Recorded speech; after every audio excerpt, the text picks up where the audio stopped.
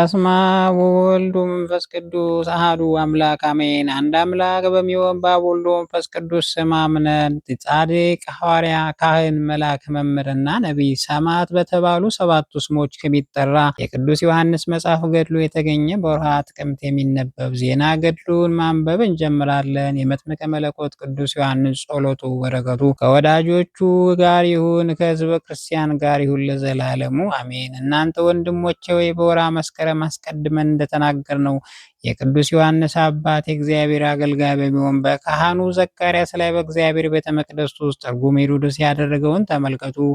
ወታደሮቹ የዋህና ጻድቅ ወደሚሆን ካህን ዘካርያስ መጥተው ልጅ ዮሐንስ ወዴት ነው ሲሉ ጠየቁት። ቅዱስ ዮሐንስ አባት ዘካርያስም እናቱ ኤልሳቤጥ ይዛው ወደ ምድረ በዳ ሸሽታለች፣ ያለችበትን አላውቅም አላቸው። ስለዚህም የዚህ የርጉም ሄሮድስ ወታደሮች ካህኑ ዘካርያስ በቤተ መቅደስ መሃል ገደሉት። እየዘበቱም ወደ ንጉሳቸው ሄሮድስ ተመለሱ። ለሄሮድስም በነገሩት ጊዜ ደስ ተሰኘ። ንጉሥ ሄሮድስም ይህን ያደረገው ሰብአ ሰገል ከምስራቅ መጥተው ኮከቡን አይተን ልንሰግድለት መጥተናልና የተወለደው የአይሁድ ንጉሥ ወዴት ነው እያሉ ኢየሩሳሌም ደረሱ። በይሁዳ ምድር ንጉሥ እንደተወለደ ሰብአ ሰገል በሰማ ጊዜ መንግስቱ የሚወርስበት ስለመሰለው ልቡ በቅናት ስለነደደ ነው። የእኚህ ሰብአ ሰገል ንጉሥ ነገሥት ቡሻቡር ይባላል። ብዛታቸው 12 ነው። ዓለምን ያድን ዘንድ ለተወለደው ሰማያዊ ንጉሥ ክርስቶስ ይሰግዱ ዘንድ ወደ ኢየሩሳሌም ተነሱ። እልፍ አእላፍ ሰራዊት አስከትለው ነበር። ነገር ግን ንጉሡ ነገሥት አቡሻቡር በሀገራቸው ምክንያት 9 ነገሥታት አስከትሎ ተመለሰ። የቀሩት 3ቱ ማንቱሲማር፣ በዲዳ፣ አሳፍ፣ ሜልኩል የተባሉ ነገሥታት ሰብአ ሰገል ከብዙ ሰራዊት ጋር በኢየሩሳሌም ደረሱ። ከገናንነታቸው የተነሳ ከተማይቱ ታወቀች። የተወለደው የአይሁድ ንጉሥ ወዴት ነው የሚል ድምፃቸው በኢየሩሳሌም ተሰማ። ንጉሥ ሄሮድስም ንጉሥ ተወልዷል ያሉትን ሰምቶ ንጉሥማ ከሆነ እኔ ሳልሰግድ ይነግሳልን? እንግዲህስ መንግስቴን ይወርሳል፣ ስለመግዛቴን ያጠፋል ብሎ እጅግ አዘነ። ከእርሱም ጋር ከተማይቱ ደነገጠች። ፈጽሞም የሕዝቡ ጸሐፍትና የካህናት አለቆች ጠርቶ ወደ ግዞቴ የመጡ ሰብአ ሰገል የሚሹትን ክርስቶስ ወዴት ይወለዳል ሲል ጠየቃቸው። እነርሱም የይሁዳ ዕፃ በምትሆን በቤተልሔም ነው። የይሁዳ ዕፃ የምትሆኝ አንቺ ቤተልሔም የይሁዳ ነገሥታት ከነገሱባቸው አህጉር ትበልጫለሽ፣ አንቺ አታንሽም። ወገኖችን እስራኤል የሚጠብቅ ንጉሥ በአንቺ ይወለዳል የሚል በነቢዩ ተጽፏልና አሉት። እርጉም ንጉሥ ሄሮድስም ይህን በሰማ ጊዜ ቀድሞ ሰይጣን መንግስትን የሚነጥቅህ ንብረትን የሚወርስ ነፍስንም የሚገድል ንጉሥ ነው። ይህም ለአንተ ብቻ አይደለም እኔንም አንተንም የሚያሸንፍ መንግስታችንን የሚያጠፋ ተወልዷልና ያለውን አሰበ። ከዚያ በኋላ ንጉሥ ሄሮድስ ሰብአ ሰገል ለብቻ ጠርቶ የኮከቡ የታየበትን ቀን ጠየቃቸው። ዳግመኛም ሂዳችሁ የብላቴናውን ነገር ጠይቃችሁ እኔም መጥቼ እሰግድለት ዘንድ ያገኛችሁት እንደሆነ በእኔ በኩል ተመልሳችሁ ንገሩ ብሎ ወደ ቤተልሔም ሰደዳቸው። እነርሱም ቤተልሔም ነው ያላቸውን ሰምተው ሄዱ። በምስራቅ ያዩትን ኮከብ ቤተልሔም እስኪያደርሳቸው ይመራቸው ነበርና ብላቴናውን ባለበት ሲደርስ ዘቅዝቆ ቆሞ ኮከቡን አይተው ከበረቱን ገብተው ብላቴናውን ከእናቱ ከድንግል ማርያም ጋር አይተው ፈጽመው ደስ አላቸው። መላልሰውም ሰገዱለት። ሳጥናቸውን ከፊቱ ኮረጃቸውንም ፊቱ ፈቱ። ወርቁንና ዕጣኑን ከርቤውን ግብር አገቡለት። ወደ እርጉም ሄሮድስ ዘንድ ግን አልተመለሱም። ወደ ሄሮድስ እንዳይመለሱ መልአከ እግዚአብሔር ነግሯቸዋልና። እሊህ ሰብአ ሰገል ወደ ሀገራቸው ከተመለሱ በኋላ ለአረጋዊ ቅዱስ ዮሴፍ መልአከ እግዚአብሔር በሕልም ተገልጦ ብላቴናውንና እናቱን ይዘህ ወደ ምድር ግብፅ ሽሽ፣ እስክነግርህም በዚያ ኑር። ሄሮድስ ብላቴናውን ሊገድለው ይሻልና አለው። ቅዱስ አረጋዊ ዮሴፍ ሕፃኑንና እናቱን ይዞ በሌሊት ተነሳ።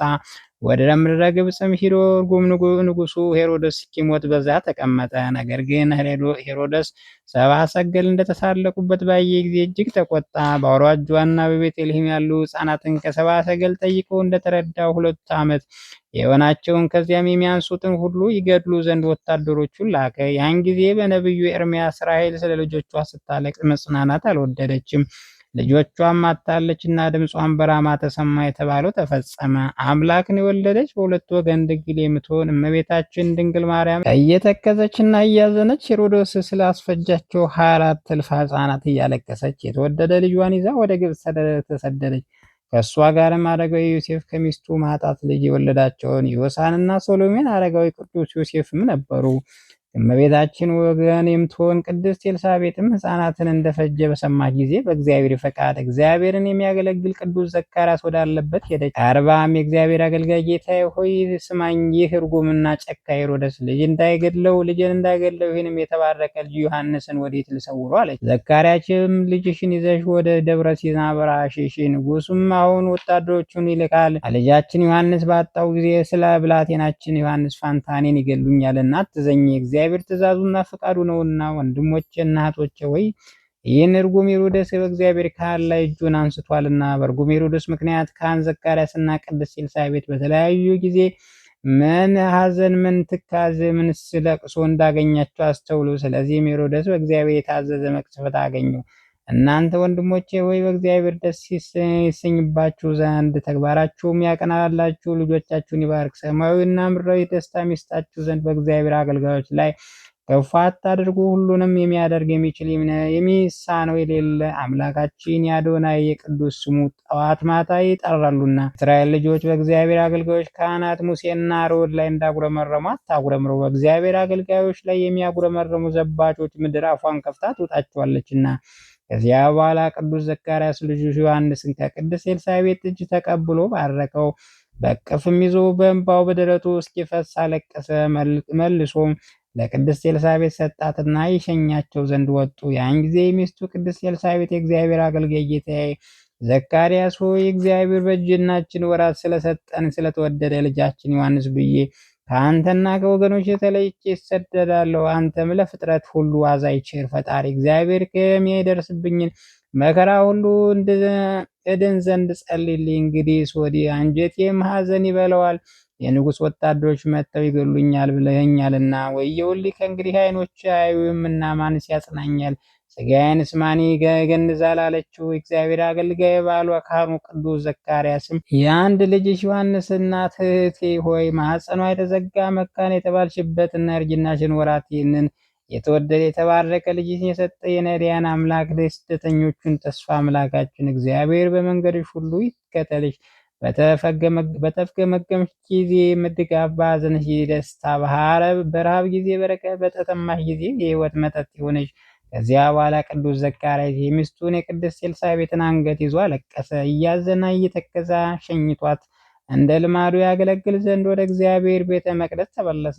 ቅንና እውነተኛ የሆነ የቅዱስ ዘካርያስ ጸሎቱና በረከቱ በንዑድ ክቡር በመጥምቀ መለኮት ቅዱስ ዮሐንስ አማላጅነት ከሚታመኑ ከተወደዱ ሕዝበ ክርስቲያን ጋር ከበገብረ ማርያም ጋር ይሁን ለዘላለሙ አሜን። ጸሎቱና በረከቱ በእውነት ከተወደደ አገልጋዩ ከገብረ ማርያምና ከሕዝበ ክርስቲያን ጋር ይሁንና መጥምቀ መለኮት ቅዱስ ዮሐንስ ያደረገው ታምር ይህ ነው። በአንዲት መንደር ሁለንተናው በለምጽ የተመታ አንድ ሰው መዳን እየፈለገ ከለምጹ በሽታ ይፈወስ ዘንድ ይመኝ ነበረ። ነገር ግን በአደባባይ ቢሆን በጉባኤ መውጣትና መግባት ያፍር ነበር። ከዚያም የለምጽ ደዌ ትድን ዘንድ ወደ ጸበል ሂደህ ተጠመቅ የሚሉት የቤተሰቦቹና ባልንጀሮቹ ምክር ይሰማም ዘንድ ግን አልተወደደም። ነቢዩ ኤልሳዕ ንዕማንን በዮርዳኖስ ይጠመቅ ዘንድ ባዘዘው ጊዜ ንዕማን ከእስራኤል ወንዞች ይልቅ በሀገር ያሉ በአብናን ፋርፋ አይሻሉም እንዳለ፣ ይህም ሰውም ልቡ ሃይማኖት የጎደለው ተጠራጣሪ ነውና ውሃ በሽታን ያድን ዘንድ ለምጽም ይፈውስ ዘንድ በውኑ ይቻላል ብሎ በመዘባበት ይጠመቅ ዘንድ አልፈለገም። አንድ ቀንም በሕልሙ ቀይ ሰው በንጹህ ውሃ ሲያጠምቀው በጽኑ እምነት ያድፍ ይነጻል፣ የታወረ በራሪ የወደቀ ይነሳል እያለ ሲያነጻው አየ። ባየው የሌሊት ህልም የተነሳ ጉልበቱ እየተንቀጠቀጠ ልቡ በድንጋጤ ተመልቶ ከእንቅልፉ ከነቃ በኋላ ወለተ ዮሐንስ ለተባለች እህቱ በሌሊት ያየውን ይህን ህልሙን ነገራት። እርሷም ወንድሜ ሆይ ዕውራንን፣ አንካሶችን፣ ደንቆሮችን፣ ለምጻሞችን በአማላጅነቱ በሚፈውስ አገልጋዩ መጥምቀ መለኮት ቅዱስ ዮሐንስ አድሮ እግዚአብሔር ያገለጸልን ይህን ድንቅ ነገር አስተውል። የዘበተ ቃልህን ጥርጥር አስወግድ። በልብ የጸናች ሃይማኖት ታድናለች። ሃይማኖት የጎደላት አትሁን። ፍጽምት ያዝና ተነስ። በዕድሜ የተገለጸልህ ቅዱስ ዮሐንስ ነውና በቅድስት ጠበሉ ትጠመቅ ዘንድ ወደ ቅዱስ ዮሐንስ ደብር ሂድ አለችው። ያን ጊዜ ይሄው ሰው ለልቦናው ጥርጥርን አስወግዶ ይፈውሰው ዘንድ ቅዱስ ዮሐንስ እንደተገለጸለት አመነ። ስንቁንም አዘጋጅቶ ፈጥኖ ተነሳ። በምድረ ጎጃም የከበረች ታላቅ ገዳም ወደ ሆነችው የቅዱስ ዮሐንስ ደብር አንገች ሄደ። በደብሩ ካህናትም ንስሐ ከተቀበለ በኋላ 7 ቀን ተጠመቀ። ሰውነቱም ሁሉ ከለምጽ ተፈውሶ ጤነኛ ሆነ። በደስታ ተመልቶ ወደ ቤቱ ተመለሰ። የቤቱ ሰዎች፣ ወገኖቹና ጎረቤቶች ሁሉ ነቢዩ ልዑል ቅዱስ ዮሐንስ በአማላጅነቱ ያደረገውን ታምር የእግዚአብሔርን ሥራ ማደነቁ። በለምጽ በሽታ የተያዘ ሁሉ ይህን ሰው ከለምጹ ተፈውሶ አይተነዋልና ወደ መጥምቀ መለኮት ቅዱስ ዮሐንስ ጸበል ይሄዱ ዘንድ ጀመሩ። በተፈወሱም ጊዜ ከዓመት እስከ ዓመት በየወሩ ሁሉ 2ኛ ቀን በቅዱስ ዮሐንስ መታሰቢያ ታላቅ ዝክር ያደርጉ ጀመር። ይህ ሰውም በበረሃ ስላስተማረው እግዚአብሔር መንገድ ስለጠረገ ቅዱስ ዮሐንስና ስለ እግዚአብሔር ድሆችንና ችግረኞችን እየጎበኘ በጎ ስራ በመፈጸም ኖረ። እረፍት ያለበት የተዘጋጀች ገነትን ወረሰ። የመጥምቀ መለኮት ቅዱስ ዮሐንስ ጸሎቱና በረከቱ አማላጅነቱ ከምታመን አገልጋዮቹ ከገብረ ማርያም ዛሬም ዘወትርም ይሁን ዘላለሙ አሜን። በስመ አብ ወወልድ ወመንፈስ ቅዱስ አሐዱ አምላክ አሜን። አንድ አምላክ በሚሆን በአብ ወልድ ወመንፈስ ቅዱስ ስም አምነን ጥቅምት 30 በዚች ቀን መኑፋ ከሚባል አገር በገድል የተጸመደ ቅዱስ አባት ባህታዊ አብርሃም አረፈ። የዚህ ቅዱስ ወላጆቹ እግዚአብሔር የሚፈሩና የሚያመልኩ ናቸው። በዚህ ዓለም ገንዘብ እጅግ ባለጸጎች ነበሩ። ይህ ቅዱስ ባደገ ጊዜ ምንኩስና ልብስን ሊያለብስ ሽቶ ላይ ግብፅ ወደሚገኝ ወደ ሀገር አክሚም በመርከብ ተጭኖ ሄደ። ወደ አባ ጳጉሜስም ደረሰ። እርሱም የምንኩስና ልብስን ባለበሰው በገድልም በመጸመድን ስጋውን አደከመ። በአባ ጳጉሜስ ማህበራዊ ኑሮ ውስጥ 23 ዓመት ያህል በማገልገል ኖረ። ከዚያ በኋላ በዋሻ ውስጥ ብቻውን ይኖር ዘንድ እንዲያሰናብተው አባ ጳጉሜስን ለመነው። እርሱም ፈቀደለት። አሳ የሚያሰግሩበትን መርከብ የሚሰራ ሆነ። ክብር ይግባውና ጌታችን ኢየሱስ ክርስቶስ አንድ ሰውን አመጣለት። ያም ሰው መረቡን ሽጦ ምግቡን አተር ይገዛለት፣ የተረፈውንም ለድሆች ይሰጣል። የምግቡን መጠን ሁል ጊዜ ማታ ማታ አንዲት እፍኝ ከጨው ጋር በውሃ የራሰ አተር ነው። እንዲህም እየተጋደለ በዚያች ዋሻ 17 ዓመት ኖረ። ልብሱን ከገዳሙ ሲወጣ የለበሰው ከዘመን ርዝመት የተነሳ አርጅቶ ተበጣጠሰ። ስጋውን በጨርቅ የሚሸፍን ሆነ። በየ2 ዓመት ወደ መነኮሳት ገዳም በመውጣት ስጋው ደሙን ተቀብሎ ወደ በዓቱ ይመለስ ነበር። በዚያች ዋሻ መኖር ከጀመረባት ዓመት ሰይጣናት ወደ እርሱ በመምጣት መታት እየሰሩ ተፈታተኑት። እርሱ ግን ውሻ እንደሚያበርር ሰው አበረራቸው። እረፍት በቀረበ ጊዜ ያ ሕዝባዊ ሰው ልኮ የአባ ጳጉሜስ ረድ አባ ቴዎድሮስ አስጠራው። በመጣም ጊዜ ሰግዶ ሰላምታ ሰጠው። እንዲጸለይለትና በጸሎቱም እንዲያስበው ለመነው። ከዚያ በኋላ ሁለቱም በአንድነት ጸለዩ። በዚያም ጊዜ አባ አብርሃም በርከክ ብሎ ነፍሱን በእግዚአብሔር ሰጠ። አባ ቴዎድሮስ ወደ መነኮሳት ላከ። እርሱም መጥተው ከስጋው በረከት ተቀበሉ። ስጋውም ወስደው ከቅዱሱ ስጋ ጋር በአንድነት አኖሩ። ለእግዚአብሔር ምስጋና ይሁን፣ እኛንም በዚህ ጻድቅ ጸሎት ይማረን፣ በረከቱ ከኛ ጋር ትኑር ለዘላለሙ አሜን። በዚች ቀን የመጥምቁ ዮሐንስ ራስ የታየችበት ነው። ደግሞም የፋሲለደስ የቢሮካይና የመርቲስ የማርስ የንጉሥ ይስሐቅ መታሰቢያቸው ነው። በረከታቸው ከእኛ ጋር ትኑር ለዘላለሙ አሜን። ጌታ ሆይ ከብልጽግናቸው ብዛት የተነሳ ብዙ መባ ካገቡት ይልቅ ዕዳይቱን አነስተኛ በአንድ የተቀበለው ሁልጊዜ የሚያገለግሉን ኃይላዊት መላእክት እያሳሰቡ ችግር የማቅረብ ምስጋና ተቀበል። እናንተ ቅዱሳን ነቢያት፣ ሰማዕታት፣ ጻድቃን፣ ትጉሃን መላእክት፣ ፍጹማን ደናግል እንዲሁም ደጋጎች መነኩሳት ልጅ አዋቂ ሳይል የምንሰበሰብበትን የጉባኤ ቦታ ባርኩ። የመጽሐፍ ወረቀት አዘጋጅቶ ብራና ዳምጾ የጻፈውን ያጻፈውን ከግዕዝ ወደ አማርኛ የተረጎመውን ቃል ንባውን በእርጋታ መንፈስና በተመስጦ ሕሊና ያዳመጠውን በደለኛ ሁሉ የምታስምር ጌታ እናቱ ማርያም ጸሎት ኢየሱስ ክርስቶስ በአንድነት ይማረን። ኢየሱስ ክርስቶስ በአንድነት ይማረን። ኢየሱስ ክርስቶስ በአንድነት ይማረን ለዘላለሙ አሜን።